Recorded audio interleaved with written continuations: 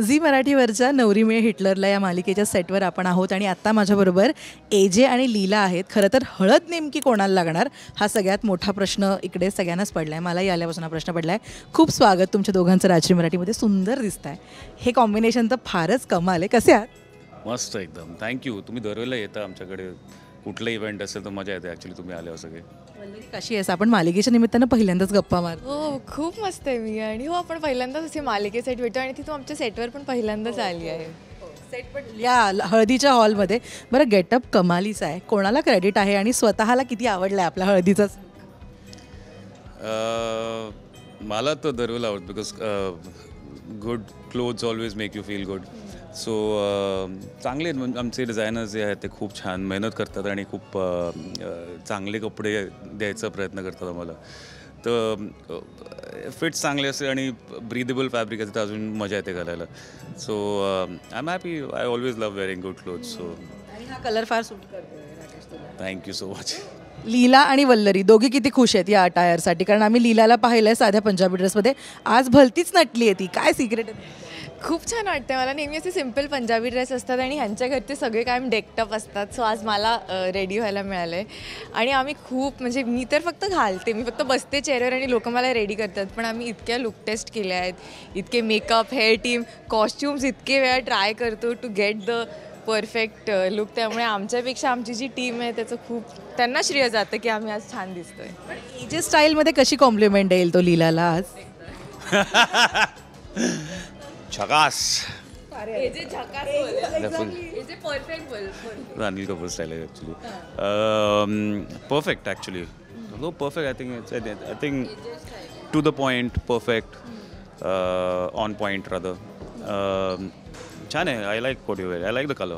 आणि राकेश कशी कॉम्प्लिमेंट? अरे कमाल यार. सुपर गोड दिसते एकदम. वल्लरी आणि लीला कशी कॉम्प्लिमेंट? लीला आय थिंक म्हणेल कडक, लाजवाब. हां, झकास, कडक. आणि आय थिंक लीला म्हणेल व्हेरी हँडसम, एकदम एलिगंट, रॉयल. पण आता इकडे चाललंय म्हणजे आम्ही सगळे बघतोय की ट्विस्ट जेव्हापासून मालिका सुरू झाली रोज काही ना काहीतरी प्रेक्षक बघतायत आणि त्यामुळे ना एक्साइटमेंट प्रेक्षकांमध्ये. म्हणजे मी जेव्हा प्रोमो बघते तर माझं असं होतं की आत्ता पुढे काय होणार.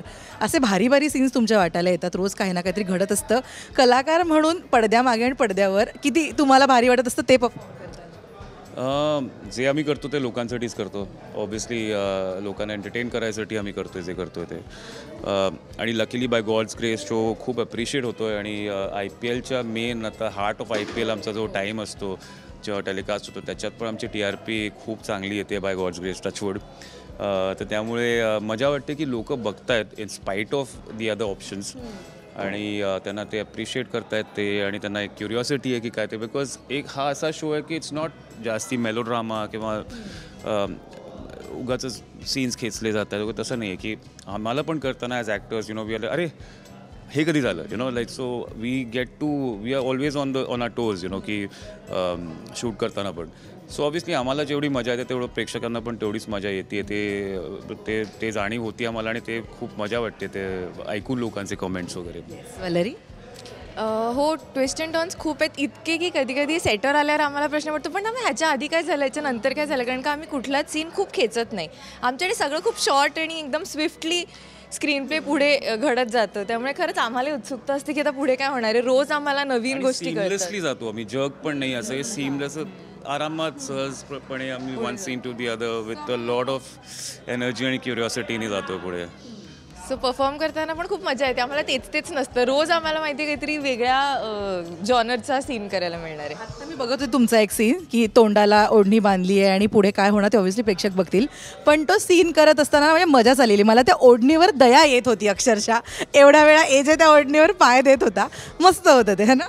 हो तेच. आणि ते पाय पडणं एक्झॅक्टली ते शूट करताना ती सगळं जॉग्रफी बघणं आणि ते पोझिशनिंग बघणं ते खूप अवघड जातं कधी कधी. पण ते अँगल त्याप्रमाणे लागतो त्याप्रमाणे करावं लागतं ते ॲडजस्ट वगैरे. पण it's actually a science behind what we do actually speaking. आणि आमचे डिरेक्टर्स खूप चांगले आहेत. He really concentrates on every performance and nuance सगळे जे असतात ते. चंदू सर इज धमाल आहेत. ते असले की खूप मजा येते सर. तुम्ही बघाल, तुम्ही BTS पण तुम्ही करत असाल तेव्हा तुम्हाला कळतं की आम्ही किती हसतो, किती एनर्जी असते प्रत्येकाची, एकमेकांची खेचत असतो. So it's a very congenial environment. It's a very म्हणतात की असं वाटत नाही की आम्ही शूट करायला आलो आहे असं. We look forward to coming to the set. कधी कधी असं कंटाळा येतो ना की अरे रोज रोज काय जायचं सेटवर वगैरे. डेली शोमध्ये होऊ शकतं असं, पण इथे तसं नाही आहे की everybody feels like a home away from home आणि इट फील्स लाईक सगळे आपलेच लोक आहेत. तर हे असे सीन करताना पण आम्हाला धमाल येते की अरे ओढणी घाण झाली, आता हेच तो तर तोंडावर घालणार आहे सगळं. सो तर आम्ही एकमेकांची खेचत असतो तसं. पण या मजा येते करताना शूट हे सगळं. या हळदीच्या निमित्तानं ना श्वेतासुद्धा तयार झाली आहे आणि लीलासुद्धा तितकीच तयार झाली आहे.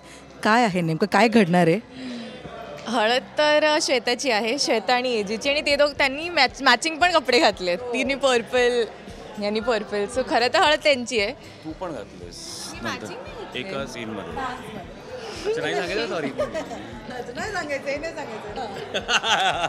मेन कॉस्ट्यूम हा आहे जो मॅचिंग नाही आहे, त्याचं आणि श्वेताचं मॅचिंग आहे. तर लीला येणार आहे ऑब्व्हियसली, आता तुम्हाला माहितीच आहे. आणि हळद एजेना तर लागणार आहे. थोडी हळद कदाचित मला लागेल, कदाचित श्वेताला पण लागेल. पण एक सांगू, खूप इंटरेस्टिंग एपिसोड असणार आहे की लोक प्रिएम्प्ट नाही करणार. एक खूप वेगळा ट्विस्ट येणार आहे शोमध्ये. आणि खूप ट्विस्ट येणार आहेत शोमध्ये, पण हा एक मोठा मेजर ट्विस्ट आहे. आम्ही जेव्हा ऐकलं तेव्हाच आम्हाला वाटलं अरे हे कधी होणार, हे कसं झालं वगैरे. सो खूप घडामोडी आहेत. तर त्यामुळे ते हळदीचं पण तुम्हाला कळेल जातं की काय एक्झॅक्टली काय कुठे काय होतं आणि कोणाबरोबर होते आणि कसं होणार आहे. कोणाला लागते आता यानंतर ना एक्साइटमेंट आहे. म्हणजे आता हळदीचा माहोल मी बघितला की आता लग्न नेमकं कसं आहे, काय होणार आहे. सो ऑब्व्हियसली तुम्ही त्यासाठी प्रिपेअर करतच असाल, पण तरीसुद्धा कसं आज प्रेक्षकांना इन्व्हाइट कराल या सगळ्या कार्यक्रमात? त्याच्या आधी मी छोटी गंमत सांगते की मी सरांनाच, आमच्या डिरेक्टरना, सर लग्नात एक्झॅक्टली कसं होणार आहे, म्हणजे माझं लग्न कसं होणार आहे. तर ते मला म्हणतात वलेरी खूप ट्विस्ट अँड टर्न्स आहेत, तू आत्ता काही मला विचारू नको. सो इतके ट्विस्ट अँड टर्न्स आहेत की आम्हालाही अजून एक्झॅक्टली माहिती नाही की काय होणार आहे. आमच्या डिरेक्टरना तुम्हाला ते कधी सापडलेत सेटवर, ते लहान मुलं अभ्यास कसं करत बसतात की एक्झामच्या अगोदर की स्क्रिप्ट आत्ता घंटी वाजणार आणि एक्झाम पेपर द्यायला जाणार होतं, पण ते तसे बसून ॲक्च्युली स्क्रिप्ट वाचतात की त्यांना पण ॲक्च्युली ते ॲब्झॉर्ब करायला की पुढे काय होणार आहेत गोष्टी. ते पण त्यांना पण शॉकिंग असतं कधी कधी, आणि ते एक्झिक्यूट करणं ते it's a big mammoth task for him I think. आणि पण आम्ही पण क्युरिओसिटीनी बघत असतो की स्क्रिप्ट आली, स्क्रीन प्ले आला की पुढे काय होणार आहे वगैरे. ते उत्सुकता आहे. थँक्यू सो मच आणि ऑल द बेस्ट तुम्हाला लग्नापर्यंतच्या सगळ्या फंक्शन्ससाठी. थँक्यू. थँक्यू. Keep coming.